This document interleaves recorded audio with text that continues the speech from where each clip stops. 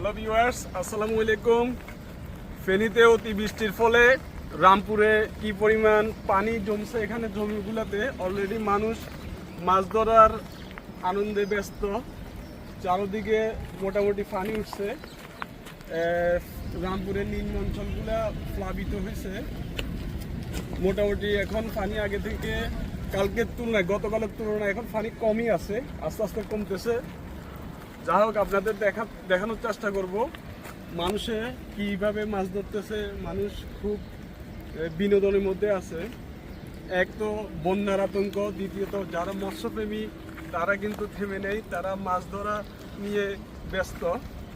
Already অনেকে যার কাছে জাল আছে জাল নিয়ে বের হয়ে গেছে মাছ ধরার জন্য।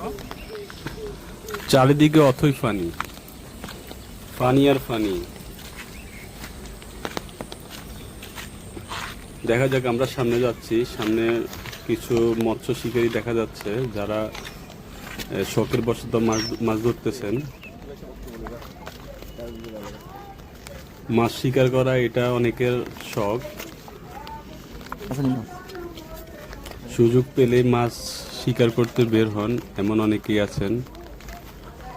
এই চারদিকে পানির মধ্যে অনেকে শখবশত মাছ ধরতেছেন।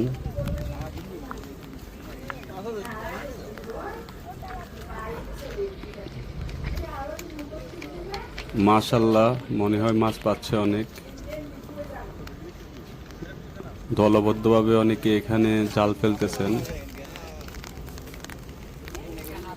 আমরা দেখি কি পরিমাণ মাছ পায় ওনারা।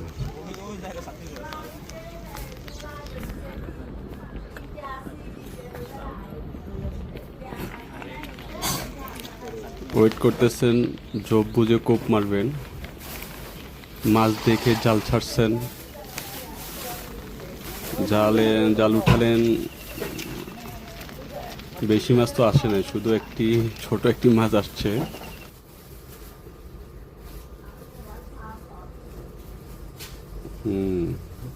দেখি বালতিতে কি পরিমাণ মাছ আছে।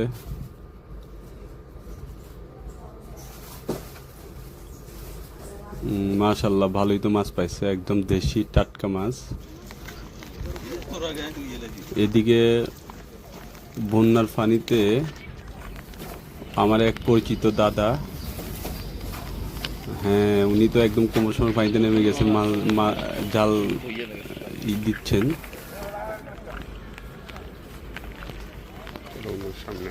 আমরা আরো সামনে এগিয়ে যাই, আপনাদের দেখাতে চেষ্টা করি কি পরিমাণ এখানে পানি উঠছে। আসলে এখানে পরিবেশটা অনেক সুন্দর লাগতেছে, রাস্তার দুই ধারে পানি।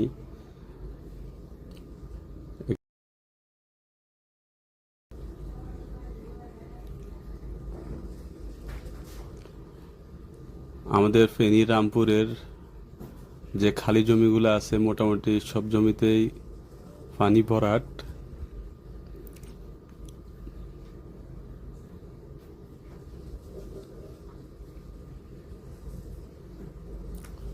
আমরা আপনাদের দেখাতে চেষ্টা করব আরো সামনে গিয়ে।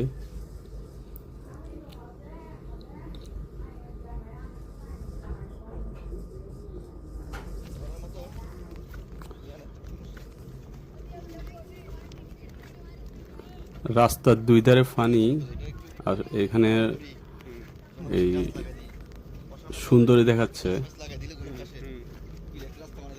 পানি কিন্তু কমে যাচ্ছে, পানি আরো বেশি ছিল, আস্তে আস্তে কমতেছে। তবে ফেনীর উপজেলাগুলোতে বন্যার পরিস্থিতি অনেক খারাপ, মানুষ অনেক কষ্ট করতেছে।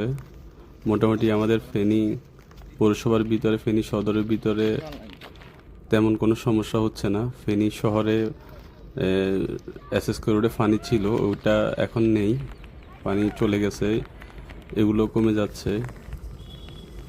সবাই উপজেলাগুলোর দিকে লক্ষ্য রাখবেন, যার যার অবস্থান থেকে আমাদের ফেনীর উপজেলা ফুলগাজী, পরশুরাম, ছাগলাইয়া ওইদিকে সহযোগিতা করার চেষ্টা করবেন। এ হলো আমাদের রামপুরের পরিস্থিতি।